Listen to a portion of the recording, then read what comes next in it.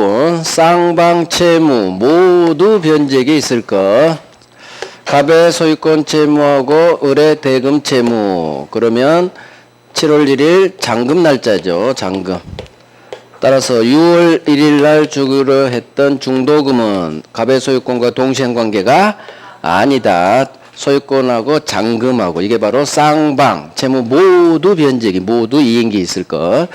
선이행 중도금은 동시행관계가 아니죠. 소유권하고 먼저 이행해야 될 선이행. 자, 그러면 이 동네에서는 선이행 의무 이 두 지문이 뜨는데 원래 선이행 의무는 먼저 이행해야 되니까 상대방 채무와 동시행관계가 아니죠. 그런데 이건 나오지 않고 이 두 놈만 나온다는 얘기예요.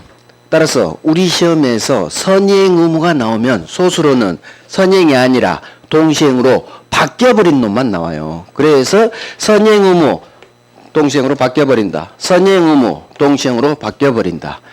쉬워요. 선이행 의무 나오면 동시행이 아닌 게 나온 게 아니라 바뀌어버린 놈이 나온다. 하나는 불안해 항변권 법조문, 하나는 대법원 판례 넘버원. 자, 그러면 을이 중도금과 같은 선이행 의무를 부담하고 있더라도 이 단어가 뜨죠. 상대방의 나에 대한 이행이 곤란할 현저한 사유가 있다. 이 단어가 뜨면 상대방의 이행이 곤란할 현저한 사유가 있다면 나는 더 이상 중도금 납입하지 않는다. 저 중도금 못 줍니다. 공사 재개될 때까지 들이댈 수 있다. 더 이상 선이행, 중도금 선이행이 아니라 동시행으로 바뀌어버려요. 자, 느껴봐요. 내가 청약에 당첨돼서 중도금 불입하고 있었어. 그런데 건설사가 부도가 나서 공사가 스톱됐다는 얘기죠. 그러면 건설사의 나에 대한 소유권 이전 채무가 곤란해지겠지. 공사 재개가 안 되면. 따라서 나는 열심히 불입하다가 상대방의 나에 대한 소유권 이전이 곤란한 어떤 현저한 사유가 있다면 상대방은 나한테 못 줄 것 같죠.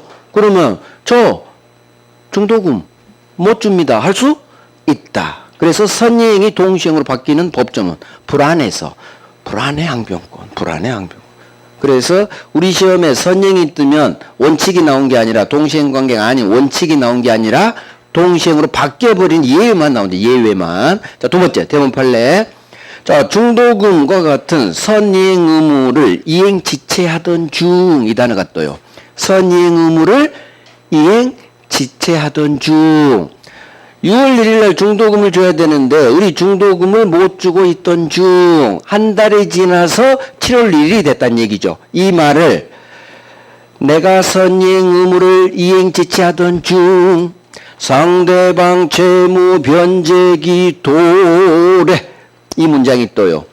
자, 내가 중도금을 못 주고 있던 중 시간이 한 달이 지나서 이 그림 보면서 시간이 한 달이 지나서 상대방의 나에 대한 채무는 뭐예요? 소유권 채무죠. 상대방의 나에 대한 소유권 이전 채무 줄 날짜가 도래했다. 즉 7월 1일이 됐다. 상대방 나한테 등기 줘야 되겠죠. 이게 선이행 의무를 내가 이행 지체하던 중 시간이 한 달이 지나서 이제 잔금 날짜가 되면 을 입장에서는 잔금 지급일이 도가한 거고 갑 입장에서는 상대방의 나에 대한 채무 이행기 도래, 변제기 도래 7월 1일이 됐다는 얘기예요. 그러면 더 이상 선이행이 아니다. 이제는 상대방 채무 변제기 도래 이 단어가 뜬 순간 더 이상 선이행이 아니라 잔금하고 함께 중도금도 동시행으로 바뀌어버린다. 그래서 선이행 채무도 이제는 상대방 소유권과 동시행으로 바뀌어버린다. 그래서 7월 1일이 지나서 갑이 이러죠. 너 임마 중도금을 한 달 넘도록 왜 안 줘? 중도금은 먼저 줘야 돼. 너 빨리 줘. 등기소리 안 주면서. 그러면 나는 중도금도 못 줍니다. 잔금하고 똑같이 들이댈 수 있다. 이게 더 이상 선이행이 아니라 동시행으로 바뀌어버린다는 대법원 판례예요. 정답지문이에요. 정답지문. 그래서 이 문장을 외워요. 선이행 의무가 나오고 이 단어가 떠. 선이행 의무 이행 지체하던 중 중도금 못 주고 있던 중 시간이 한 달이 지나서 상대방 채무 변제기 도래 사령으로 남은 갑채무 변제기 도래 또는 이행기 도래 이 단어로 다 떠요. 그러면 이제는 더 이상 선행이 아니다. 이제는 동시행으로 바뀌어버린다. 따라서 이제는 선행도 상대방과 동시행으로 바뀌어버리기 때문에 지가 등기 서류 안 주면서 중도금 달라고 하면 전 못 줍니다. 들이댈 수 있다. 자, 그러면 얘가 등기 서류 안 주면서 중도금 달라고 하면 나는 동시행 항변권으로 안 주기 때문에 이거 잔금 날짜 이후에는 지체 책임지지 않는다. 동시행 항변권으로 안 주고 있어요. 권리기에서 주면 채무불이행이 아니에요. 그래서 잔금 날짜 7월 1일 이후에 대해서는 중도금에 대한 지체 책임지지 않는다. 동시행 항변권으로 안 주고 있는 거니까 이행지체 아니다. 이행지체 책임지지 않는다. 언제? 잔금 날짜 이후. 우리 집내 이것도 있어요. 중도금 날짜부터 잔금 날짜까지는 중도금 지연이자는 줘야 돼요. 이때는 채무불이행이니까. 하지만 잔금 날짜 이후에 대해서는 중도금 지연 이자 부담하지 않는다. 동시행으로 바뀌어버렸으니까. 그래서 가장 중요한 건 이거예요. 선이행 의무 이행 지체하던 중 자요요 상대방 채무 변제기 도래 제 목소리가 들릴 거야. 시험 보다가 들릴 거야. 들려요 안 들려요? 상대방 채무 변제기 도래 이 단어가 뜨면 선행이 아니다. 동시행으로 바뀌어버리고 소수로는 들이댈 수 항목을 행사할 수 있다. 긍정으로 끝나. 여기도 선행이 나오지만 상대방의 나에 대한 이행이 곤란할 현저한 소요가 있어. 느껴졌어. 너 나한테 못 준다고? 그럼 나도 못 줘. 할 수 있다. 그래서 우리 시험 지문은 선행 의무 5글자가 뜨면 소수로는 긍정으로 끝나야 돼. 들이댈 수 있다. 선행이 아니에요. 동시행으로 바뀌어버리니까. 그래서 아까 별개 약정 그것 빼놓고는 동시행 지문은 소수령으로 나오면 다 관계에 해당한다. 행사할 수 있다. 이렇게 다 긍정으로 끝나요. 긍정으로. 동시행 관계에 해당한다. 들이댈 수 있다. 유일하게 동시행 관계가 아닌 게 별개 약정으로 발생한 상대방 채무와 너는 따로 놀아. 나랑 동시행 관계 아니야. 그놈만 아니야. 할 수 없다로 끝나고 나머지는 다 긍정 들릴 수 있다. 자, 하나 더. 이게 마지막 판례예요. 성립요건에서 이것도 한번 읽고 이해를 해봐요. 일방의 이행 제공으로 수령지체에 빠진 상대방 이 단어가 뜨고 그 후 저놈이 그때는 이행 제공했는데 이번에는 이행 제공 없이 나한테 이행 청구하네요. 자, 여기까지 해석을 해내야 돼요.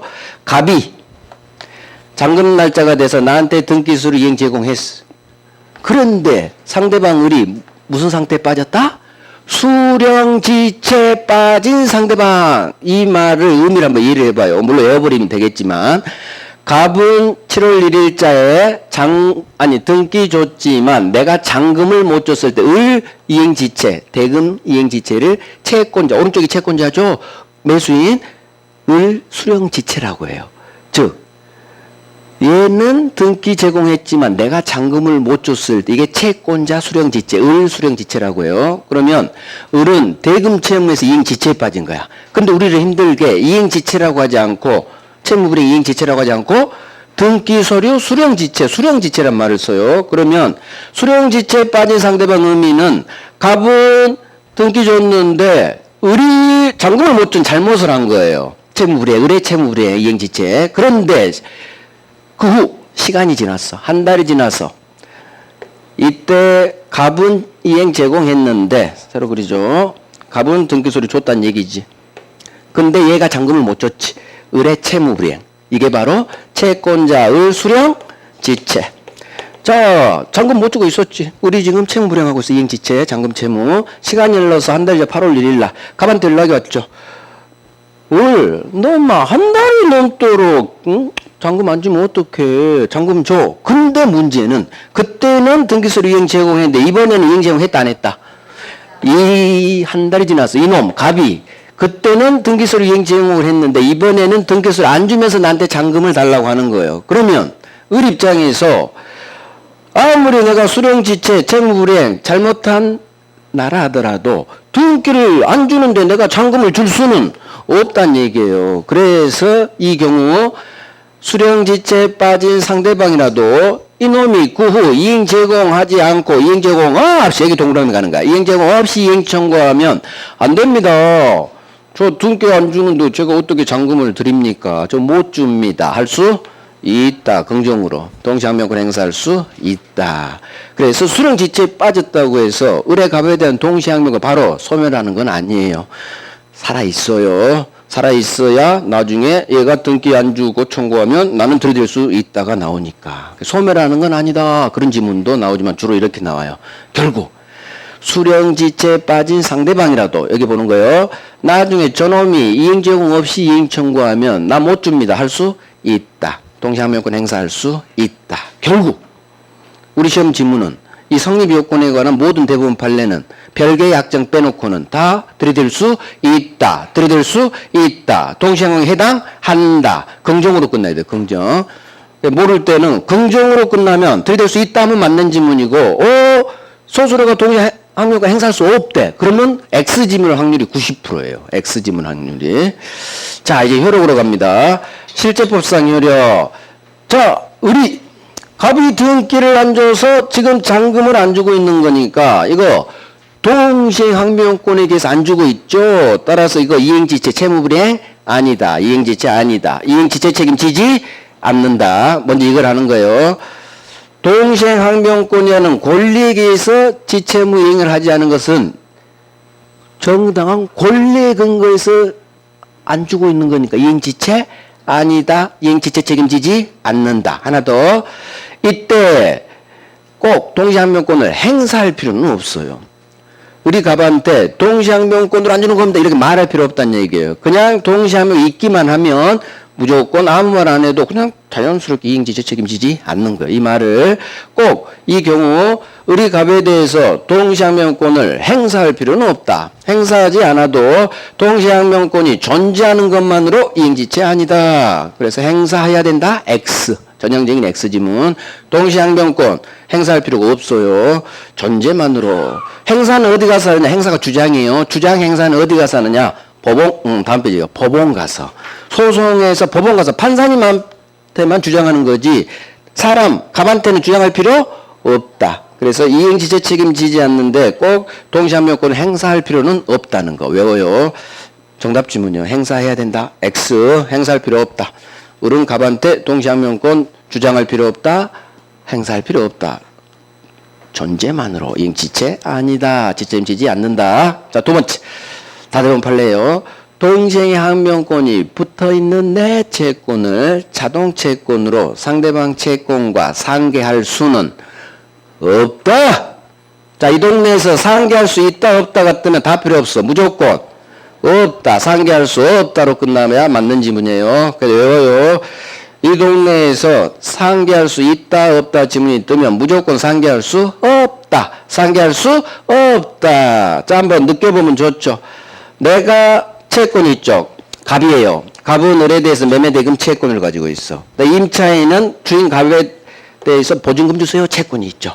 매도인의 매매대금 채권, 임차인의 보증금 주세요 채권. 자, 매매든 임대차든 서로 동시에 보증금 주고 목적물 주고 소유권 주고 대금 주고. 매매하고 임대차는 무슨 관계? 동시행 관계예요. 이 동시행 관계에 나오는 채권 두 개. 매매대금 채권, 임차인의 임대인에 대한 보증금 받는 채권, 이 채권이에요. 그러면 나의 을에 대한 매매대금 5억 채권은 상대방이 매매대금 채무 5억 채무만 있는 게 아니라 매수인한테는 내가 등기를 안 주면 저 잔금 못 줍니다 할 수 있는 동시행항변권에는 권리가 있다는 얘기요. 좀 전에 배웠듯이 동시행관계는. 따라서 상대방 을에게 단순히 채무만 있는 게 아니라 1+1 내가 등기를 안 주면 상대방 을은 저 못 줍니다. 등기 줄 때까지 들이댈 수 있는 동시행항변권까지 붙어있는 내 채권이란 얘기지. 따라서 내가 만약 이 상대방한테 채무뿐만 아니라 동시행항변권까지 1+1으로 붙어있는 내 채권을 상대방 채권과 퉁 쳐버리면 상대방은 권리까지 퉁 날아가 버려요. 그래서 상대방 을이 피해를 본다는 얘기지. 그래서 상계할 수 없다. 상계를 허용해 주지 않아요. 왜? 채권, 채무만 날아가는 게 상계예요. 근데 이 경우에는 채무만 날아간 게 아니라 상대방 동시항변권, 권리까지 날아가 버려. 그러니까 우리 손해보는 거지. 그래서 상계를 허용해주지 않는 거예요. 그래서 상대방한테 채무뿐만 아니라 동시행의 항변권이 붙어 있는데 채권을 자동 채권으로 해서는 절대 상대방 대여금 채권과 상계할 수는 없다.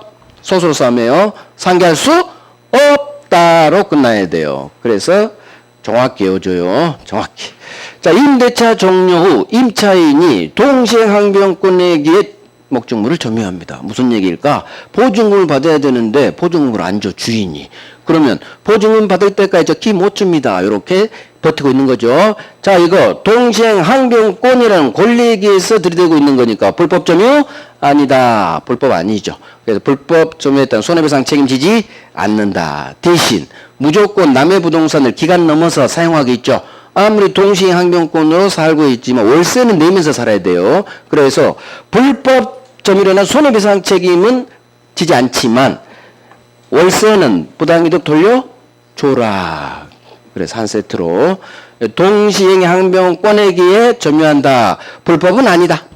불법 책임지지 않아. 대신 임요상내 부당 월세는 내면서 버텨라 그거예요. 월세는 항상 내야 돼요. 남의 부동산.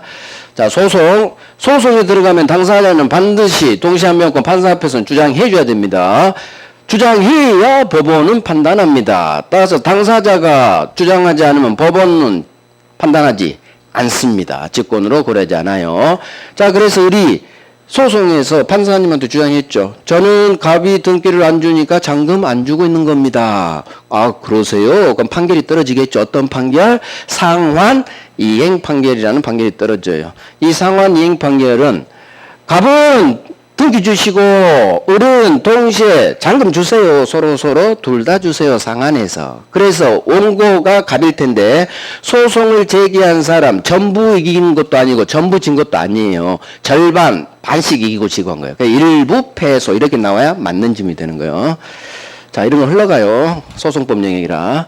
자, 이제 후반부 여기도 어마어마하게 나옵니다. 동시행관계에 해당하는 놈, 동시행관계에 해당하지 않는 놈 구별하는 거. 동시행관계에 해당하지 않는 놈이 항상 중요합니다. 3자 아닌 놈이 중요하듯이 항상 긴 놈보다 아닌 놈이 더 중요한 거 아닌 놈. 일단 해당한 놈을 일단은 해야겠죠. 자, 어렵지 않아요. 중심 잡습니다. 전세가 끝나면 전세계약 종료 시 이런 식으로 나와요. 전세금 주고 목적물 주고 동시에. 그런데 오른쪽 을한테 원 플러스 원이 붙죠. 전세권자 오른쪽 을은 하나 더 줘야 돼. 말소 등기에 필요한 서류까지 줘라. 그래서 오른쪽 을에서 전세금 주고 목적물 주고 원 플러스 원 말소 등기에 필요한 서류까지 전세권자는 줘라. 함께 동시에. 자, 임대차죠. 보증금 주고 목적물 주고 동시에 보증금 주고 목적물 주고. 자, 계약이 무효 취소됩니다. 계약이 해제됩니다. 그러면 무효 취소, 해제가 되면 그 효과로서 서로 받은 거 돌려줄 부당이득 반환 의무, 원상 회복 의무가 발생하죠. 그러면 이 경우 양 당사자 갑과 을의 부당이득 반환 의무, 양 당사자의 원상 회복 의무는 서로 동시에 이행하는 게 공평히 맞겠죠. 그래서 쉽죠. 동시행관계에 해당합니다. 그래서 전세금 주고 목적물 주고 원 플러스 원, 말소 등기에 필요한 서류까지 함께 원 플러스 원. 보증금 주고 목적물 주고 해제 무효 취소로 인한 각 반환 의무는 서로 동시행관계에 해당한다. 하나 둘 셋 넷. 교재는 청산금 하나 있을 거예요. 가당기 담보법에서 청산 절차 청산금 줘야 되죠. 그러면 청산금 주고 소유권 주고 이것도 항상 돈하고는 동시행이에요. 청산금 주고 소유권 주고 보증금 주고 목적물 주고 전세금 주고 목적물 주고 청산금 주고 소유권 주고 서로 동시행관계. 자, 이제 매매입니다. 매매는 어렵지 않죠. 매매의 경우 소유권 주고 대금 주고 대금이 나올 때도 있고 잔금으로 나올 때도 있어요. 소유권 주고 대금 주고 잔금 주고 동시에. 자, 이게 더 중요하죠. 어떤 부동산이냐. 갑 아파트에 가압류 등기가 박혀있네요. 또는 저당권 등기가 박혀있는 부동산을 팝니다. 자, 그러면 갑이 을한테 부동산을 파는데 이 아파트에 뭐가 박혀 있다? 저당권 등기나 가압류 등기가 박혀 있다는 얘기예요. 그러면 매도인 갑은 소유권 주고 대금 주고 1차적으로 매매니까 동시에 소유권 주고 대금 주고 1+1이 여기서 또 나오죠. 아까는 오른쪽 을이었는데 전세권자였는데 여기는 왼쪽이에요. 매도인 갑은 당연히 이 저당권 등기 깨끗이 없애주면서 소유권 등기 넘겨줘야 돼요. 그래서 저당권 등기가 있는 부동산 매매, 가압류 등기가 있는 부동산 매매가 나오면 이게 나오죠. 소유권 주고 대금 주고 당연한 거고 매매니까 당연한 거 뭐가? 이거 가압류 등기 저당권 등기 말소 의무와 함께 동시이행 1+1 그래서 가압류 등기 말소 의무와 저당권 등기 말소 의무와 함께 동시에 1+1 자, 구분 소유적 공유관계가 해소됩니다. 뭔지 모르지만 구분 소유적으로 공유하다가 해소되나 봐. 지분권자 상호간의 지분 이전 등기 의무가 과연 동시행 관계에 해당하느냐 해당하지 않느냐 둘 중 하나 찍어야겠죠. 그러면 어디를 담는다? 상호간에 갑을 상호간에 등기 넘겨주는 거 서로 동시에 이행해야 어느 한 놈이 피해를 안 받겠죠. 그래서 양 당사자의 상호간에 이런 게 뜨면 거의 동시행이에요. 그래서 느끼면 돼. 구분 소유적 공유 관계가 해소 끝나거나 헤어질 때 등기 서로 넘겨주는 거 서로 동시행하는 게 맞겠지. 그래서 이 지문이 뜨면 동시행관계에 해당하는 거예요. 결국 지금까지 본 것이 거의 나오니까 하면 되고 자 이제 여기가 다 완결이죠. 동시행관계에 해당하지 않는 놈, 네 놈만 나옵니다. 우리 시험 이 네 놈밖에 안 나와요. 동시행관계 아닌 놈 4개 단어 잡고 외우면 돼요. 첫 번째 피담보 채무 변제 의무와 저당권 등기 말소 의무 또는 담보 가등기 말소 의무가 서로 동시행인지 아니에요. 그럼 어디에 동그라미? 변제 동그라미 하시고 변제부터 하세요. 돈부터 갖고 은행한테 등기 말소 요청하세요. 변제 의무가 나오면 무조건 동시행관계 아니에요. 이 뒤는 중요하지 않아. 변제 의무, 변제가 나오면 무조건 동시행관계 아니다. 돈부터 갚으세요. 변제부터 하세요. 이렇게 요락했어요. 변제부터 하세요. 상대방 말소 의무 동시행관계 아니다. 이 넷 중 가장 많은 게 이놈이에요. 변제. 자, 토지거래, 허가신청 절차, 협력 의무와 상대방의 대금 지급 의무, 양채무가 과연 동시행이냐? 그러면 협력의 동그라미 딱 하시고 협력부터 하세요. 변제부터 하세요. 협력부터 하세요. 상대방의 주된 채무, 대금하고 부수적 채무, 협력 채무, 동시행관계가 아까 했죠. 아니다. 그래서 먼저 이행할 선이행이에요. 그래서 협력 채무 관련 지문이 뜨고 토지거래허가 총칙에서 거절할 수 있다 없다가 뜨면 동시행은 아니죠. 아니 무조건 얘는 100% 거절할 수 없다로 끝나야 돼요. 어떤 문장이 나오든 소수로는 고정돼 있어요. 동시행이 아니면 거절할 수 없어. 무조건 구청 갑시다. 협력 청구 들어오면 가야 돼. 이런저런 이유로 거절할 수는 없다로 끝나요. 그래서 동시행관계 아니다 하고 거절할 수 없다로 끝나야지. 그렇게 퉁쳐버리는 게 편해요. 지문 다 읽고 막 머리 쓰고 해석하려고 하지 마. 그냥 협력채무는 총칙에서 나와요. 총칙 토지거래허가에서 협력채무 지문이 뜨고 거절할 수 있다 없다가 뜨면 이거 생각해. 협력부터 하세요. 선이야. 동시에 아니야. 아니니까 거절할 수 없다로 끝나야지. 이렇게 풀어내는 게 제일 쉬워요. 그래서 변제부터 하세요. 협력부터 하세요. 동시행관계 아니다. 동시행 아니다. 자, 세 번째 주택임대차. 자, 주인갑이 오늘 세입자 이사 가야 되는데 보증금을 안 줘. 임대차 종료 후 보증금을 반환받지 못했을 때, 자, 어른 이사 가야 되는데 보증금 못 받아. 이사는 가야 돼요. 그럴 때 이 제도가 나온 거예요.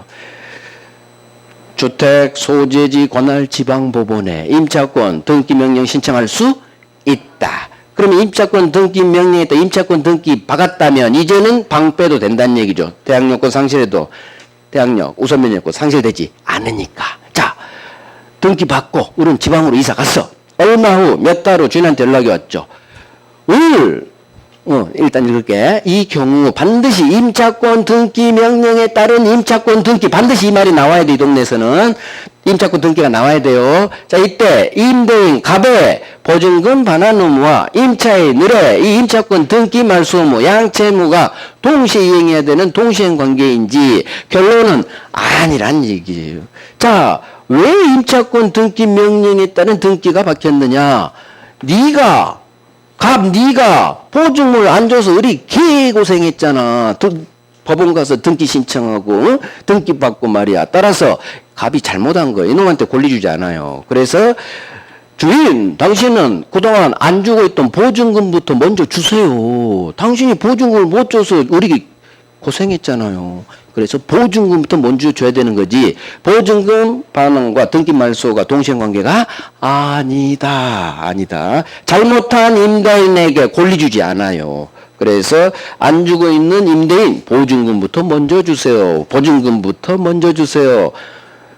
죄송해요. 제가 보증금을 못 줘서 고생하셨죠? 자, 드디어 보증금 드립니다. 이렇게 정중히 사과하고 보증금 계좌로 쏘고 그 다음에 말소 좀 해주세요. 이렇게 부드럽게 나와야지. 말소할 때까지 나 보증금 못 줘. 그러면 된다 안 된다?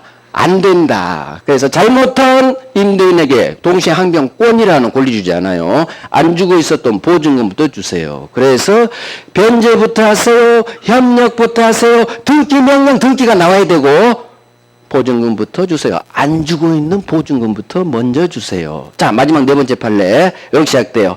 경매가 무효로 밝혀졌다. 무효가 된 경우 이렇게 시작돼요. 그러면 자 봐요. 경매 그림 제가 이렇게 그리죠. 경매. A가 낙찰받았죠. 얘가 소유권 등기까지 박은 사건이요. 그러면 나중에 법원에서 연락이 왔죠. A야, 미안해. 이 경매가 무효야. 매매가 무효든 경매가 무효든 이 등기 무효. 소유권 등기 무효. 무효 등기는 말소 대상. 자, 그러면 갑의 소유권 이전 등기가 이렇게 이전됐겠죠. 따라서 경매가 무효인 경우, 일단 이것도 써야지. 1억에 낙찰받았어. 좋아하고 있는데 경매가 무효인 거예요. 그러면 이 1억은 오른쪽 을 이제 임차인이면 안 되지. 저당권자죠. 저당권자가 배당받아갔지. 배당금 1억을 챙겨갔죠. 자, 경매가 무효인 경우 법원은 A한테도 전화하고 은행한테도 전화한다겠어요. 경매가 무효됐어요. 알아서들 서로 해결해. 법원은 AS를 해준다 안 해준다? 안 해준다. 그래서 경매가 무효인 경우 낙찰자의 채무자에 대한 이 등기 무효 등기 말소 의무화. 자, 소유권 날라가면 지가 1억 지도는 되찾아와야지. 오른쪽 저당권자의 배당금 반환 의무는 채무자 왼쪽, 저당권자 오른쪽, 왼쪽, 오른쪽 서로 이행의 상대방이 달라. 이행의 상대방이 다르다는 얘기는 언밸런스가 일어났다는 얘기지. 따라서 서로 얘들 채무는 동시행관계가 아니다. 그래서 경매가 무효구나 그러면 무조건 이 판례요. 이 동네에서. 그럼 지문이 길어져. 이걸 다 지문으로 써야 되니까.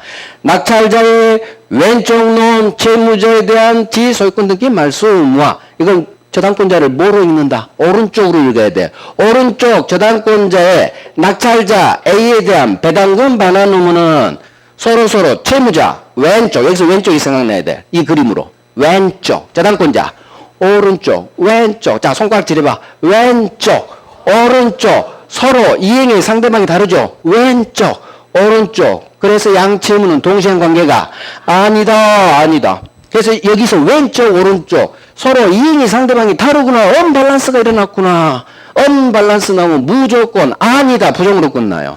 언밸런스는. 그래서 이 경매가 무효인 경우 낙찰자, 그림 봐요. 낙찰자의 왼쪽 놈 채무자에 대한 지소유권 등기 말소 의무와 오른쪽 저당권자의 배당금 반환 의무는 왼쪽 오른쪽 서로 이행의 상대방이 다르기 때문에 동시행관계가 아니다. 이 네 개. 변제부터 하세요. 협력부터 하세요. 안 주고 있는 보증금부터 주고 말소 요청하세요. 왼쪽 오른쪽. 자, 손 왼쪽 오른쪽. 자, 잘 봐요. 이렇게 찍고 이렇게 아니야. 이렇게 찍고 위에서 이렇게 내려오는 거예요. 이거 아니야. 왼쪽 오른쪽, 왼쪽, 오른쪽. 서로 이행의 상대방이 달라서 동시행관계 아니다. 정답지문, 정답지문. 이것만 알면 박스 문제 정답지문 골라요. 끝났어. 이제 동시행관 끝났어요. 이제 문제 하나 풀고. 22년 별리사. 23년에는 마땅한 문제가 없어. 자, 틀린 거.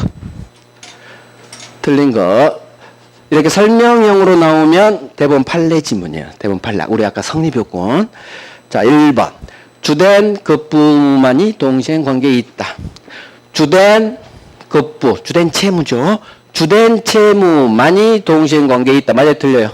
주된 채무만이 서로 동시행 관계에 있다. 맞아요, 틀려요? 맞아요. 주된 채무 관계, 부수적 채무는 동시행 관계 아니니까. 그래서 소유권 대응과 같은 주된 급부, 주된 채무끼리 동시행 있는 거예요. 맞는 거야. 낯선 지문이니까 물음표에도 상관없어요. 근데 해결해야지. 주된 급부만이 동시행 관계에 있다. 이 정도는 그렇지. 자, 2번.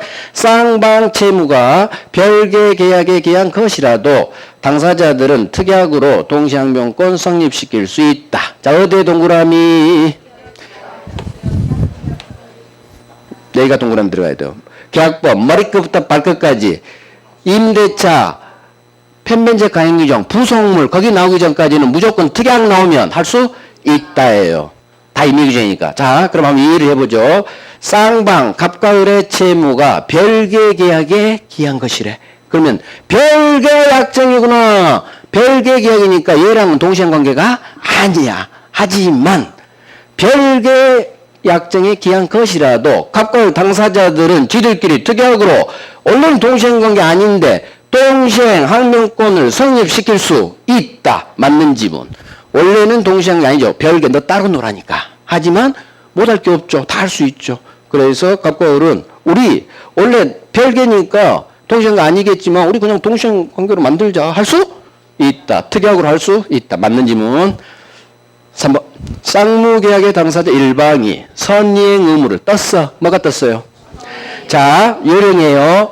우리 시험 지문에 이 동네 동시항명동에 선이행 의무 5글자가 떴죠. 소수로 있다로 끝나면 맞는 지문, 없다로 끝나면 X 지문. 손 들어봐. 선이행 의무 나오니까 가봐봐. 있다. 맞는 지문이에요. 진짜 그래요. 자, 이렇게 해도 되지만 그래도 한번 읽어봐야지. 자, 쌍무계약의 당사자 일방이 선이행 의무를 이행하지 않고 있던 중 떴어. 뭐가 떴어? 상대방 채무 변제기 도래. 이 단어가 떴죠? 읽다가 이 단어가 떴어. 그러면 동시항명권 주장할 수 있다. 더 이상 선이행이 아니라 상대방 채무 변제기 도래했죠? 아까 그대로 나왔어. 선이행 의무를 이행 지체하고 있던 중 시간이 한 달 지나서 7월 1일이 됐다는 얘기죠. 잔금 날짜. 을 입장에서 상대방 나에 대한 채무, 소유권 채무, 변제기 도래, 이행기 도래 같은 말이에요. 그래서 그렇다면 이제는 선이행이 아니다. 동시행으로 바뀌어버린다. 따라서 나는 동시항명권으로 들이댈 수 있다. 그럼 맞아니까 틀린 거니까 아직 답이 안 나왔어요. 자, 4번은 X. 아예 보지도 마요. 읽으면 물음표 나와요. 공부 대상 아니야. 자, 일단 물음표 할 거예요. 읽을 가치가 없어서 읽지 않습니다. 4번은 X. 물음표 나와요. 저도 처음 봤어. 물음표야. 저도 물음표야. 자, 5번 갑니다. 매도인이 동시행항변권을 가지는 경우에는 이행 거절 의사를 구체적으로 밝히지 않았더라도 동시행항변권으로 인해 이행 지체 책임이 발생하지 않는다. 자, 한번 읽으면 무슨 동네인지를 빨리 파악해야 돼. 이행 지체 책임 발생하지 않는다. 이행 지체 아니다. 그 동네예요. 효력 동네. 그러면 이제 읽어보는 거. 아, 이행 지체 그 동네구나. 이제 읽어. 매도인이 동시행항변권을 가진대. 그러면 이행 지체 아니죠. 문제는 이행 거절 의사를 구체적으로 밝히지 않았더라도 이 말이 뭘까? 조금 어렵죠. 이행 거절 의사를 구체적으로 밝히지 않았더라도 이게 바로 행사하지 않았더라도 그 말이에요. 그래서 동시행항변권에 기회 안 주는 건 이행지체 아닌데 꼭 행사하지 않아도 이행지체 아니다. 연결된 거예요. 그래서 행사하지 않아 행사할 필요 없다고 했잖아. 그러니까 이걸 행사로 읽어. 행사하지 않았더라도 이행지체 아니다. 지체 책임지지 않는다. 맞는 지문이에요. 여기서 맞는 지문이 나오면 그러면 1, 2, 3이 맞고 4번 물음표 나왔고 5번이 맞았죠. 그러니까 답은 4번인 거예요. 물음표 난.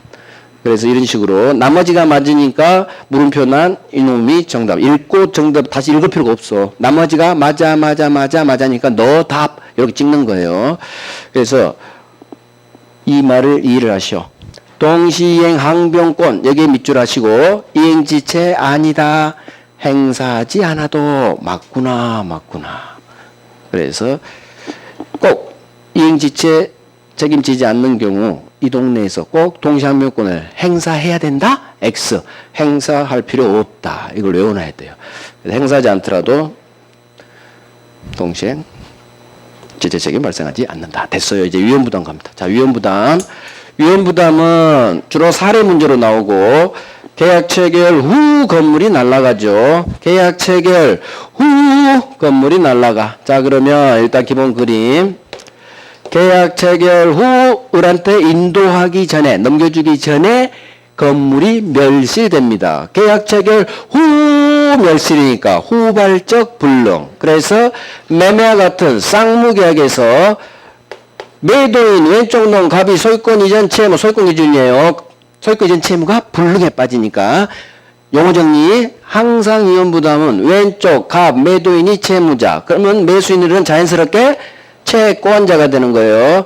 그래서 쌍무계약, 매매계약에서 채무자 왼쪽 놈 갑의 을에 대한 소유권 이전 채무가 후발적 불능이 된 경우 이렇게 시작돼요. 그러면 아하 계약 체결 후 날아갔구나. 그러면 이 법률관계 계약 체결 후 건물이 멸실됐을 때 이 법률관계를 어떻게 처리할 것이냐.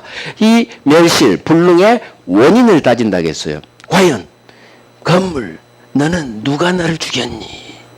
건물한테 물어봐. 그럼 건물이 갑이 죄를 불렸어요. 채무자 왼쪽 놈 갑 귀책 사유로 불능이 일어났다. 그러면 갑이 불려버렸다는 얘기죠. 채무자 귀책 사유로 인한 후발적 불능. 이거 채무 불이행 동네. 채무 불이행.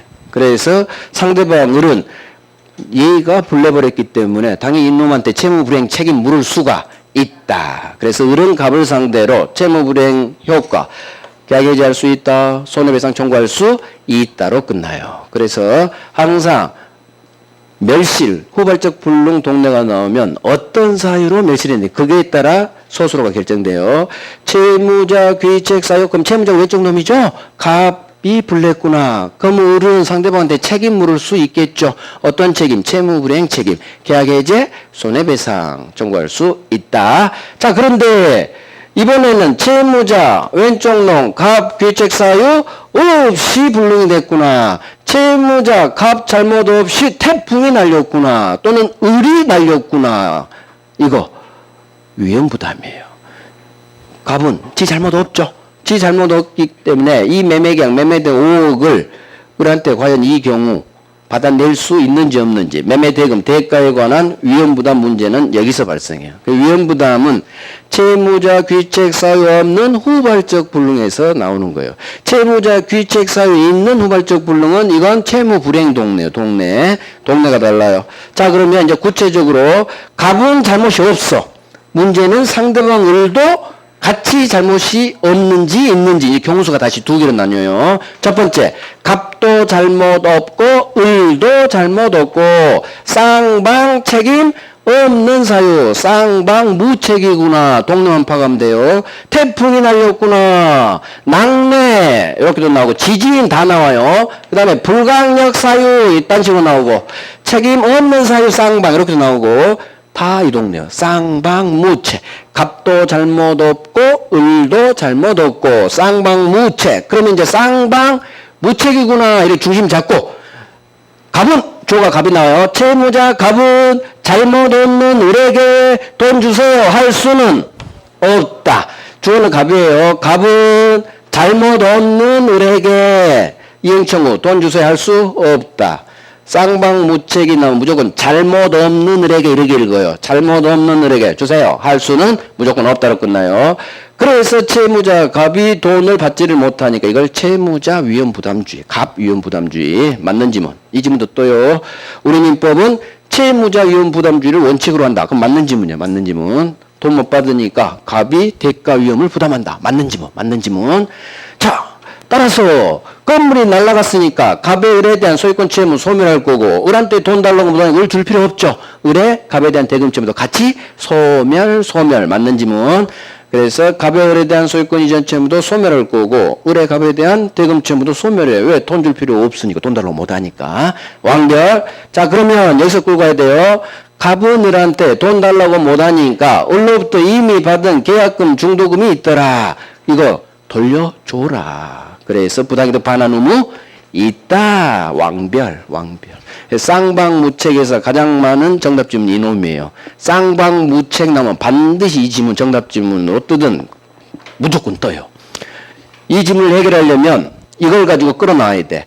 잘못 없는 을에게 돈 달라 할 수 없다.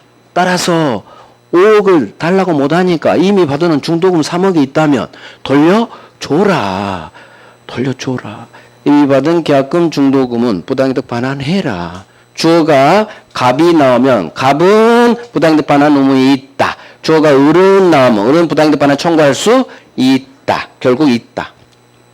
긍정으로 끝나요. 을은 주세할 수 있고 갑은 줄 의무 있고 채권 채무는 쌍둥이니까.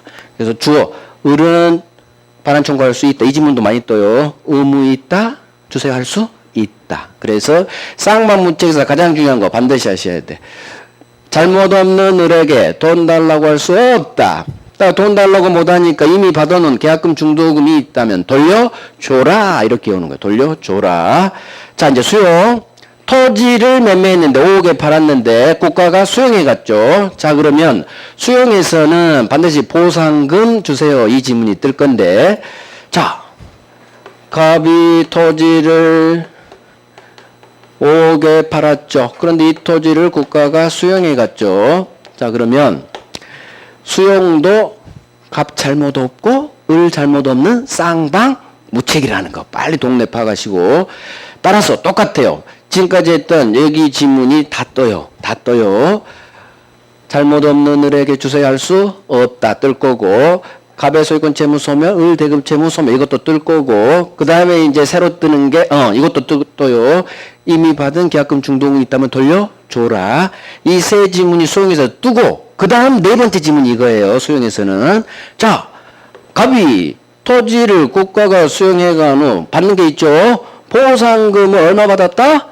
10억 받았다. 그래서 이제 지문이 나오는 거예요. 만약 보상금을 매매 대금보다 작게 4억쯤 받았다. 그러면 이 판례가 안 태어나요. 그런데 매매 대금보다 보상금이 더 많이 나왔더라. 그것 때문에 이 판례가 태어난 거예요. 을은 이 경우 보상금 10억을 땡기고 싶다는 얘기지. 땡길 수 있어요. 대법원이 땡길 수 있다고 했어. 그러려면 일단 매매대금 5억은 줘라. 매매대금 제공하고. 그래서 지문 하나. 일단 이 경우 매수인 을은 갑한테 토지 매매대금 제공해야 된다. 갑은 을한테 이 경우 토지 매매대금 청구할 수 있다. 두 지문으로 다 떠요. 5억 주고 갑이 받은 보상금 나한테 주세요 할 수 있다. 5억 주고 10억 땡기는 거예요. 그래서 수용에서 반드시 나오는 거, 갑의 국가에 대한 보상금 청구. 아직 보상금 입금이 안 되면 이 단어가 있죠. 국가에 대한 보상금 채권 너 남한테 넘겨. 보상금 청구 양도 청구할 수 있다. 자, 이미 입금이 됐다. 그러면 을은 갑한테 네가 받은 보상금 나한테 돌려줘. 보상금 받은 보상금 반환 청구할 수 있다. 이렇게 있다로 끝나요. 그래서 수용에서 나온 지문, 잘못 없는 을에게 돈 달라고 할 수 없다. 같이 소멸한다. 이미 받은 계약금 중도금인데 똑같이 돌려줘라. 여기서 추가되는 게 보상금에 관한 지문. 보상금 땡기려면 반드시 토지 매매대 5억 줘라. 지문 하나. 그 다음 5억 주고 보상금 주세요 할 수 있다로 끝나요. 무조건 보상금 달라고 할 수 있다. 자, 그렇다고 해서 이 보상금 채권 자체가 매수에게 귀속되는 건 아니다. 뭐 그런 것도 있죠. 굳이 여기 암묵증이 없는 거 안 할 거예요. 그거는 하실 분만 하시고 필수에 다 있으니까 얘들을 반드시 하면 된다는 얘기예요. 자, 이와 같이 위험부담 쌍방무책 동네에서는 마지막 지문, 매수인 을은 이 경우 위험부담 동네 계약 체결 후 채무 잘못 없을 때 절대로 매수인 을은 위험부담 동네에서는 계약 해지할 수 없다. 손해배상 청구할 수도 없다. 계약 체결상 과실 책임도 물을 수 다 다 없다로 끝나야 맞는 지문이에요. 여기까지 나와요. 그래서 해제 손해배상 청구는 어디에서 해요? 채무 불이행. 갑이 불렸을 때만 해제 손해배상 청구할 수 있다. 이 동네는 갑이 불린 게 아니죠? 위험부담 동네에서는 절대 없다로 끝나고 지금 우리 계약 체결 후 날라갔죠. 그러니까 원시적 불능에서 나오는 계약 체결상 과실 책임도 물을 수 없다로 끝나야 돼. 없다. 그래서 이 동네에서 나오는 지문이요. 이제 두 번째, 이번에는 동네가 바뀌죠. 지금까지는 쌍방무책이었는데 이번에는 오른쪽 채권자의 귀책 사유로 날아갑니다. 채권자 귀책 사유로, 채권자 오른쪽 매수 을이에요. 을 귀책 사유로. 사례 문제는 을 과실로 이렇게 나와요. 두 번째, 채권자의 수령지체, 이 단어가 떠요. 채권자의 수령지체 중 태풍이 날려 쌍방무책 이렇게 떠요. 그러면 느껴졌죠? 을이 잘못했구나. 잘못한 을에게 돈 주세요 할 수 있다. 잘못한 을에게 돈 주세요 할 수 있다. 자, 채권자 수령지체 중 쌍방무책. 그러면 수령지체에 동그라미 하시고 의 수령지체는 아까 제가 뭐라 했죠?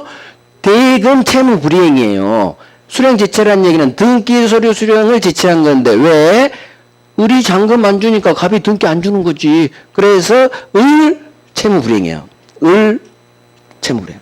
그러면 수령지체라는 단어가 뜨면 채권자가 잘못한 거죠? 똑같아. 네가 불냈구나. 네가 지체했구나. 잘못한 을에게 돈 주세요 할 수 있다로 끝나요. 이게 바로 이론으로 나오면 채권자 귀책 사유로 이렇게 두고 채권자 수령지체 중 쌍방무책. 그러면 수령지체만 보고 잘못한 을에게 잘못한 을이 중심 잡고 소수로는 소수로 가. 잘못한 을에게 돈 주세요 할 수 있다. 이 경우 느껴졌어. 을이 불냈다는 얘기지. 을이 수령지체 잘못했다는 얘기지. 그 잘못한 을에게 주세요 할 수 있다. 단어 잡고 있다 없다. 단어 잡고 있다 없다. 잘못한 을에게 주세요 할 수 있다. 자, 이때 법조문이죠. 채무자 갑은 을에 대한 지소유권 채무를 면함으로써 얻은 이익이 있다면 채권자 오른쪽 을에게 돌려줘라. 상환해라. 긍정으로 끝나야 돼요. 소유권 채무 면했죠. 대신 5억은 받아냈죠. 그러면 을은 울고 있겠죠. 지가 불내서 건물이 날아가서 어쩔 수 매매대금 5억 줬잖아. 그때 갑은 자기 소유권 채무를 면했겠죠. 건물 날아갔으니까. 대신 5억이나 받았기 때문에 혹시 자기 채무를 면함으로써 얻은 어떤 이익 100만 원 정도가 있다면 이 100만 원 오른쪽 을한테 얘따 울지 마. 던져주라 그 말이에요. 그래서 을 울지 마. 나 내 채무를 면해서 한 100만 원 정도 이득이 났거든. 그건 을한테 돌려줘라. 울고 있는 을에게 얘따 던져줘라. 긍정으로 끝나 상환해라. 맞는 지문. 자, 중요하잖아요. 얘가 중요해요. 그래서 위험부담은 중심 잡고 있다 없다. 자, 이제 문제 하나 풀 거예요. 문제 하나 풀고 쉬어요. 위험부담은 이와 같이 주로 4렘제로 나옵니다. 21년 주택관리서. 우리 시험이나 다른 시험이나 똑같아요. 다 나올 지문이 빤하기 때문에 갑은 지소유 주택을 을에게 매도. 그러면 항상 소유자의 밑줄 알아겠죠. 갑소유 주택의 매도니까 왼쪽이 갑, 오른쪽이 을인 거예요. 항상 소유자가 왼쪽에 배치돼. 매도인. 갑이 을한테 팔았으니까 갑을. 자, 인도하기 전에 당연히 이게 전제가를 넘겨주기 전에 주택이 소실. 그러면 계약 체결 후 날라갔구나. 위험부담 사례 문제구나. 이렇게 파악하시고 틀린 것은 자 1번 동네를 파악하고 있다 없다 결정하는 게 제일 편해요. 1번 이 주택이 불가항력으로 소실. 자 그러면 동네를 빨리 파악해. 다 읽지 말고 불가항력 동그라미 하시고 쌍방무책이구나. 빨리 정리 들어가요. 쌍방무책 동네. 갑은 잘못 없는 을에게 주세요 할 수는 없다로 끝나면 맞는 지문. 이와 같이 동네 파악하고 있다 없다 결정하는 게 제일로 빨라요. 다 읽지 말고 아하 불가항력 쌍방무책. 갑은 잘못 없는 을에게 돈 주세요 할 수 없다. 이건 퉁 쳐버려. 돈 주세요 할 수 없다로 끝나야지. 맞네. 2번 이 주택이 갑의 과실로 소실. 그림 그리나 갑이 왼쪽 놈인지 알겠죠? 그림 보면서 이 그림은 왼쪽에 그려져 있겠죠? 여러분들한테는. 아하 왼쪽 놈 갑 잘못으로 날아갔구나. 그러면 갑이 불렸으니까 갑이 왼쪽이 채무자잖아요. 채무자 귀책 사유로 멸실 채무불이행. 따라서 이때 오른쪽은 갑이 불냈구나. 불낸 갑한테 이행 불능했다는 손해배상 청구할 수 있다. 불낸 갑한테 다 할 수 있겠지. 손해배상 청구할 수 있고 해제할 수도 있다. 채무불이행 동네. 그래서 느껴봐. 갑이 불냈구나. 그럼 을은 뭔가 불낸 갑한테 할 수 있다 없구나. 있다. 우리 있다 없다 싸우며. 자, 3번. 이 주택이 을의 과실로 소실. 그러면 오른쪽 을 네가 불냈다고. 을 네가 불냈구나. 갑은 잘못한 불낸 을에게 돈 주세요 할 수 있다. 을이 불냈잖아. 그럼 을 불낸 잘못한 을에게 줘 할 수 있다. 아직도 답이 안 나와. 4번. 오른쪽 을 수령지체 떴어. 수령지체 중 태풍이 날려. 수령지체 중 이 주택이 갑과 을에게 책임 없는 사유. 쌍방무책이죠. 그러면 수령지체하고 을 수령지체죠. 을이 잘못했죠. 수령지체 나오면 볼 필요도 없어요. 잘못한 을에게 돈 주세요 할 수 있다로 끝나야 돼. 그래서 3번 4번이 같은 동네죠. 채권자 귀책사유 채권자 을 수령지체 이 단어가 뜨면 주어는 일단 잡아야겠죠. 갑은 잘못한 불낸 을에게 수령지체한 을에게 주어는 잡아야 돼. 주어는 돈 주세요 할 수 있다. 불낸 을에게 수령지체 잘못한 을에게 주세요 할 수 있다. X. 자 5번. 을이 이미 대금을 지급했는데 이 주택이 불가항력으로 소실. 그럼 불가항력 소실은 쌍방무채 동네 파가고 을은 주어 잡아. 을은 왼쪽 갑에게 부당이득을 이유로 대금 반환 청구할 수 있다. 자 어디 동네예요? 쌍방무책에서 을은 갑한테 도줘 반환 청구할 수 있다. 맞는지 틀린지 골라내야겠죠. 그러면 쌍방무채 잘못 없는 을에게 돈 주세요 할 수 없지. 돈 달라고 못하니까 받은 돈이 있다면 돌려줘야지. 따라서 주어가 갑이 나오면 돌려줄 의무 있다. 주어가 오른쪽 을이 나오면 주어 할 수 있다. 이게 왕별이에요. 왕별. 쌍방무책에서 받은 돈은 돌려 부당이득 반환 의무 있다. 우리는 주어가 갑일 때 부당이득 반환 의무. 받은 돈 계약금 중도금은 돌려줘라. 그 집은요. 을이 나오니까 돌려주세요. 부당이득 반환 청구할 수 있다. 주어가 뭐냐에 따라 청구할 수도 나오고 의무 나오고 이렇게 같은 내용이죠. 결국 봐요. 위험부담은 한 문제짜리 사례 문제 나오면 나올 게 빤해. 동네 파게요. 불가항력 쌍방무책이죠. 잘못 없는 을에게 주세요 할 수 없다. 1번하고 5번 연결돼요. 따라서 불가항력 쌍방무책의 경우 을한테 돈 달라고 못하니까 받은 계약금 중도금은 돌려줘라. 연결. 그 다음 갑과실. 갑이 불내버렸죠. 채무불이행. 위험부담이 아니라. 그러니까 잘못한 갑에게 채무불이행 책임 물을 수 있다. 해제가 나오든 손해배상이 나오든 잘못했으니까 소수로는 을은 갑한테 물을 수 있겠지. 채무불이행 책임. 3번 4번이 같은 동네죠. 아하 오른쪽 의과실로 소실. 네가 불냈구나. 불낸 을에게 돈 주세요 할 수 있다로 끝나야지. 수령지체한 을에게 주세요 할 수 있다로 끝나야지. 그래서 중심 잡고 제가 동그라미 친 데만 중심 잡고 잘못했는지 잘못 없는지에 따라 있다 없다가 결정돼요. 이렇게 쉽게 풀라는 얘기야. 다 읽지 말고. 그래서 위험부담이 나오면 쌍방무책 동네 1번 5번인지 채권자가 불낸 채권자 귀책사 이론으로 하면 채권자 귀책사유 채권자 수령지체 이 단어가 뜨면 무조건 잘못한 을에게 주세요 할 수 있다. 주세요 할 수 있다. 위험부담은 그 얘기를 벗어나지 않아요. 이제 수용 나오면 아까 보상금 있죠? 그 지문 해결하면 되고. 이게 가장 기본된 위험부담의 가장 좋은 문제예요. 다 나와 있잖아. 쌍방무책 주세할 수 없다. 이미 받은 돈은 왕별 돌려줘라. 을채권자 귀책사유 수령지체 다 나왔죠. 채무불이행 동네까지 떴죠. 완벽한 모든 지문이 다 있죠. 좋은 문제예요. 자 10분간 쉬고 3자 계약 갑니다.